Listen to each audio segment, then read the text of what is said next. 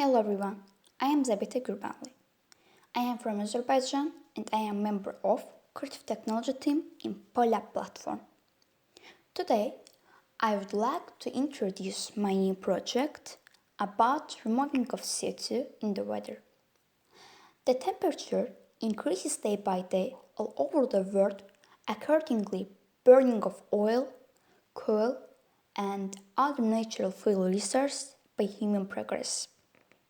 While using these fuels, CO2 releases to the air, which is quite harmful and toxic for the earth. As an alternative energy source, I decided to use wind energy to prevent air pollution.